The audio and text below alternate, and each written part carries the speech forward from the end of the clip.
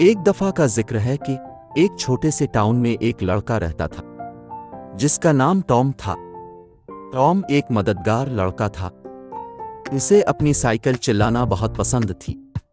वो mister Mario के pizza palace में नौकरी करता था। वो नौकरी के जरिए कमाए पैसों से घर चलाता था। टॉम एक जिम्मेदार लड़का था। हर रोज स्कूल के बाद टॉम अपना हेलमेट पहनता, अपना बैग लेता और अपनी साइकिल पर चढ़कर लोगों को गर्म मज़ेदार पिज़्ज़ा पहुंचाने निकल पड़ता था। एक शाम जब सूरज गुरूब हो रहा था, टॉम को एक खास ऑर्डर मिला। मिसेस जिनकंस, जो जादुई जंगल के करीब रहती थी, उन्होंने एक बड़ा पिपीरोनी पिज़्ज़ा मंगवाया था। कभी जादुई जंगल नहीं गया था। वो पुरजोश और थोड़ा सा डरा हुआ भी था। जंगल के बारे में कहा जाता था कि वहां दरख्त सरगोशी करते हैं, पत्तियां चमकती हैं। टॉम ने गहरा सांस लिया और पिज़्ज़ा का डब्बा अपने बैग में रखा। वो अपनी साइकिल पर सवार होकर जादुई जंगल की तरफ रवाना हो गया। जैसे ही वो चला, दरख्त सरगोशी करने लगे और पत्तियां छोटे सितारों की तरह चमकने लगे।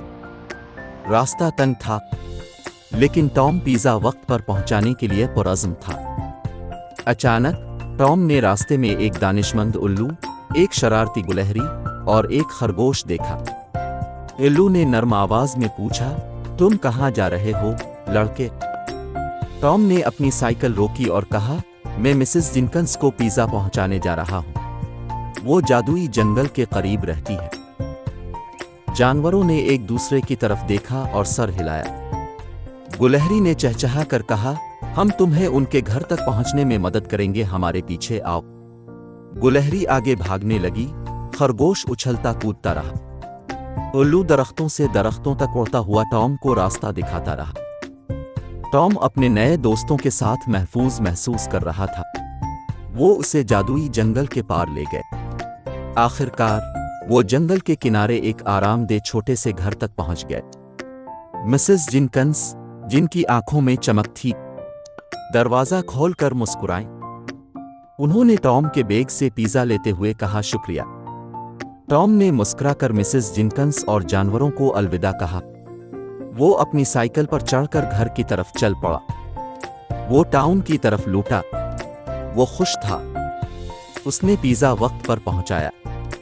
उसने जादुई जंगल में नए दोस्त बनाए। जब टॉम घर पहुंचा तो उसने अपनी मामा को बताया।